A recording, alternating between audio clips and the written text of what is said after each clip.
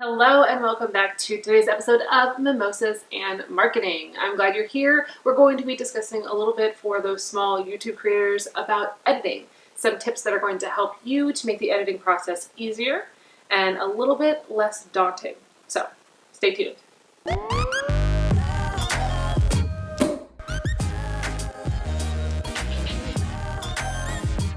Thank you so much for being here today. If you could just do me a quick favor and give this video a thumbs up and go ahead and make sure that you are subscribed, that would be fantastic so they know that you won't miss a minute of the stuff that we are sharing here each Monday. So let's jump into today's tips. For many of us who are creating video, it's not the filming that's the hurdle, it's the editing.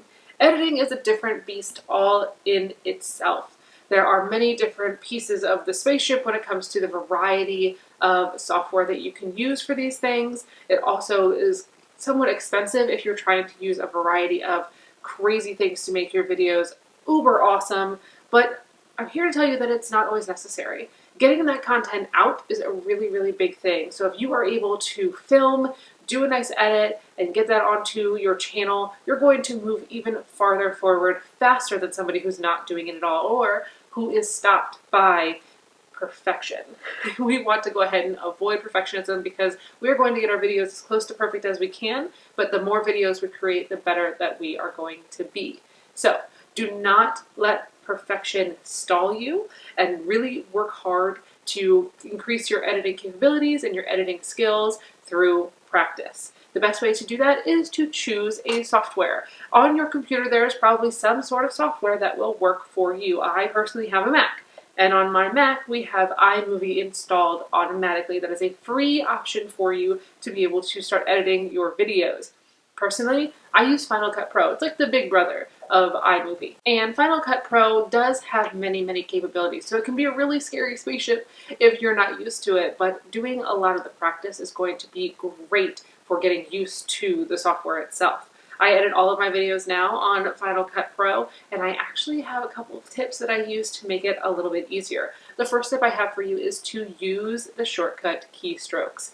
I rarely use my mouse when I'm editing because I don't actually use a mouse with my laptop. Most of my editing is done with just a couple clicks with the command button and the different buttons used for breaking, so cutting my videos, as well as selecting and deleting. Those are really important when it comes to actual editing because you're going to make a lot of cuts. I do a lot of cutting, I do a lot of scrolling back and forth, and rewatching. So on that Final Cut Pro, that command and the B is going to cut the command, and the V is going to quiet the voice or mute a clip, and the spacebar is going to start and stop the playback. So making sure that I use those and I get used to the shortcuts that are available. You can also set a lot of shortcuts. So if you move from Adobe to Final Cut or back and forth, if you're using one instead of the other, you can actually set some of those keystrokes to be the same so that it doesn't hinder you when it comes to the editing process.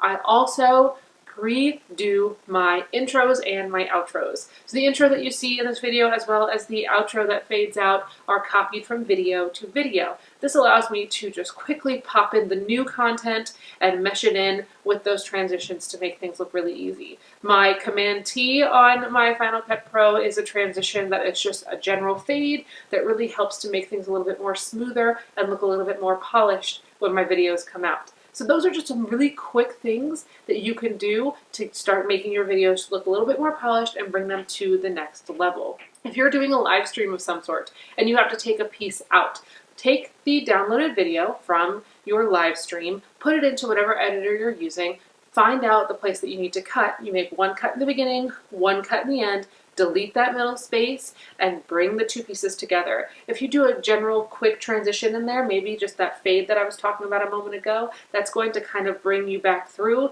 without too much of an interference.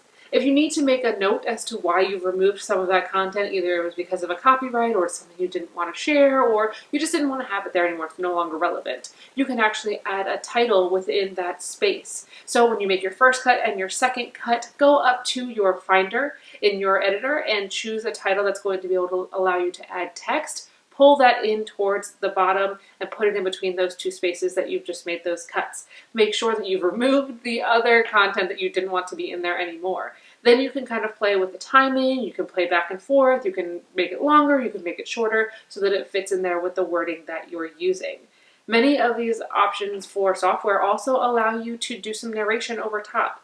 I actually like to use GarageBand on mine for my voice editing and for my voiceovers. It's a really nice way, and it really gives a clean, crisp sound when I record. So if I need to do any voiceovers, if I need to add any type of narration to any of my videos, I make sure to record it in GarageBand, bring it into my video editing software, and include it down below in the audio track line. Many of these are options for you when it comes to creating that content for your audience. And just because you're live streaming doesn't mean you can't edit those things. YouTube allows you to do some editing right in the video and the software there. If you go to your creator studio and go onto the left side, I believe the beta option allows you to do this. Along that left side, there's an editing option for the video that you've chosen. You can get in there and do some trimming and cut out different pieces if necessary to make your videos just a little bit smoother and cleaner if that's what you prefer. It's important that you get those videos out and that you're sharing them consistently. So make sure that you are working on that editing and do not allow it to hinder your sharing of your content. If you have questions about this, please let me know. I would love to answer them. If you have certain software that you love to use for editing that I did not mention here, there are a plethora and I only mentioned a couple. I would love to hear those in the comments below. Again, make sure that you give this video a thumbs up and please subscribe so I know that you won't miss a moment of what we're sharing here on Mimosas and Marketing. And I will see you next Monday. Cheers.